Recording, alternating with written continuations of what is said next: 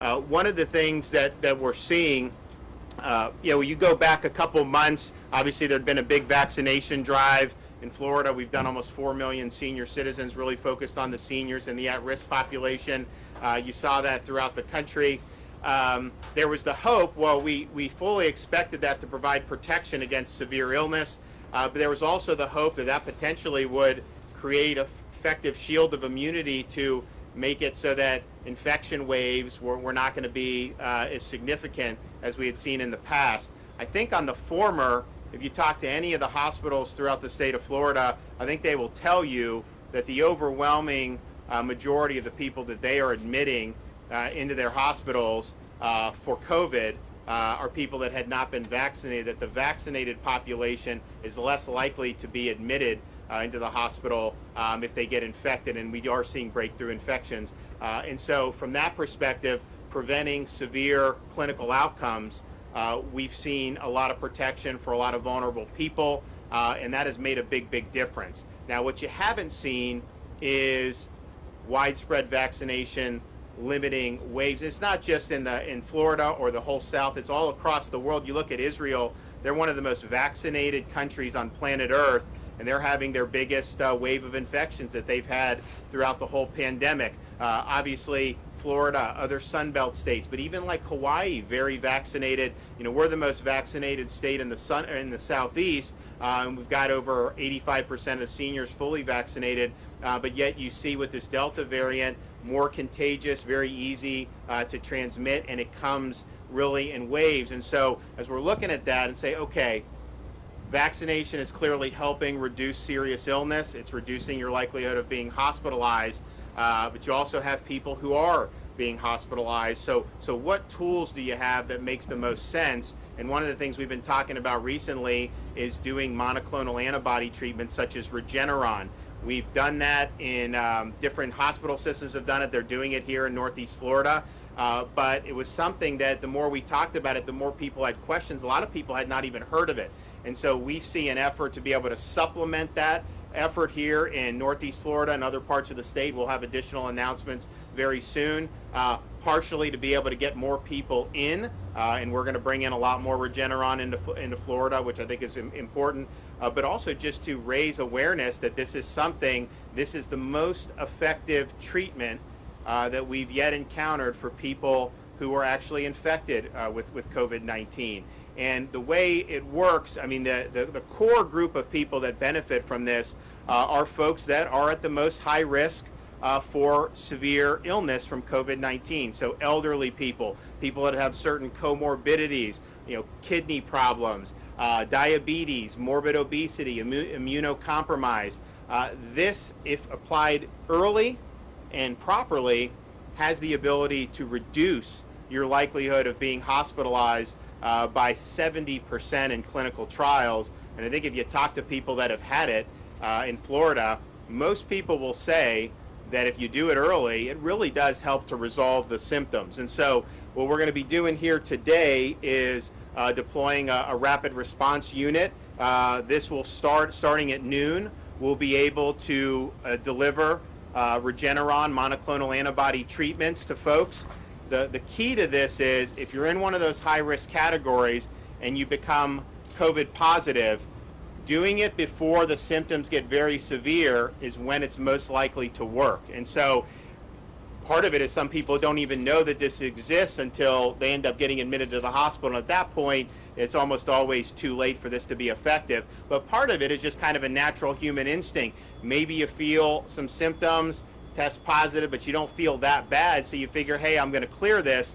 If you're high risk, though, and it progresses, then you've missed your opportunity to have this be really effective. So that early treatment is really what the Regeneron and the monoclonal antibodies represent. So that's really what we're doing. So they're going to start by just taking referrals from the health systems here in Northeast Florida, but we are going to be moving to allowing this to be done on even an individual basis, coming in and making appointments, and we think that that's something that's very important. Clearly, this has now been employed on an emergency use basis since the end of last year, so we have a lot of time to have watched what's happened, and there's clear benefits to this early treatment for keeping people out of the hospital and reducing mortality.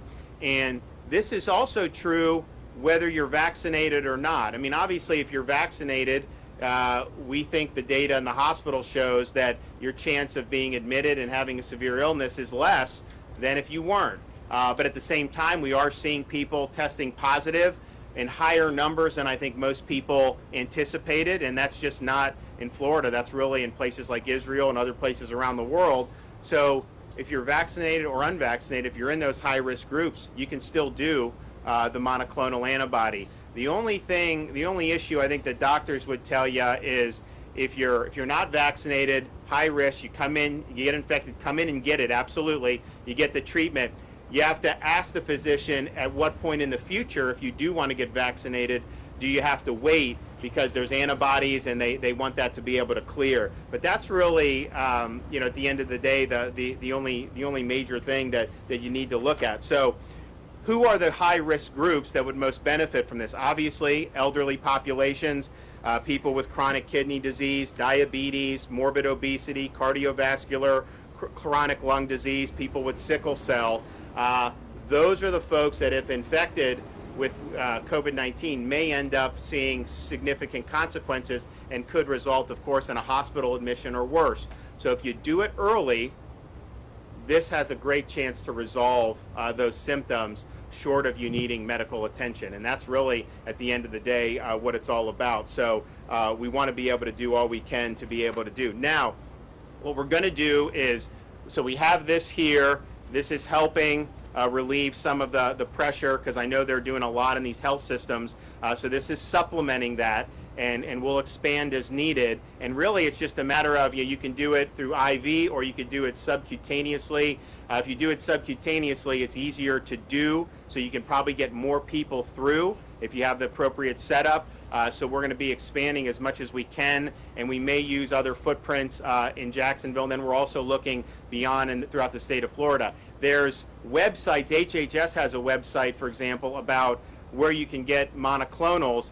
The problem is, if you go on it, some of these places, some of them have it, but they just aren't administering it, and others don't necessarily have it. So what we're looking at is, are there gaps in certain parts of Florida where we can bring some of these mobile units and then be able to offer this to folks who get infected in early treatment. And I think this is going to be something that has just got to become part of the standard of care as you go forward. This is going to be with us for a long time. I mean, I hear these politicians say they're going to conquer it and end it. It's not going to be eradicated, as we've seen. Has different iterations. The vaccines obviously are helping people avoid severe outcomes, but you're going to continue to have this, go in the different patterns. So understand, if you're in those risk groups, that this is really something that you need to be thinking about if you end up with a positive test. So we're going to be doing that. We're also going to be doing strike teams to be able to bring it into nursing homes if you have some nursing home infections. And we've seen that. Nursing home residents were some of the first people to be vaccinated, and I think you saw a huge decline in cases in nursing home residents, but you are seeing more of that now in different places. And so if you do have somebody test positive, obviously you can help that resident. You can also use it as prophylaxis. So if there's 6 other nursing home residents, maybe none of them have tested positive yet, you can go in and offer the Regeneron to them, and that's proven to help them avoid infection entirely if you're able to get it early enough. And so we'll be using it for that as well. So really focusing on providing early treatment for the most vulnerable, to keep them out of the hospital, and ultimately to save lives is what we're going to do. Remember, the sooner you do this, the greater the chances of success that you have. There have been a lot of people that have been helped by this, but I really believe that had more people known about this, I think absolutely some of those folks would not have ended up needing to get admitted to the hospital. So I want everybody to know that this is an important option, that this is an important way to be able to protect yourself in the event that you are infected. And we're going to be doing this in other parts of the state, and obviously working with our long-term care residents who we've been working with from the beginning to make sure that they're provided the type of protection that we can.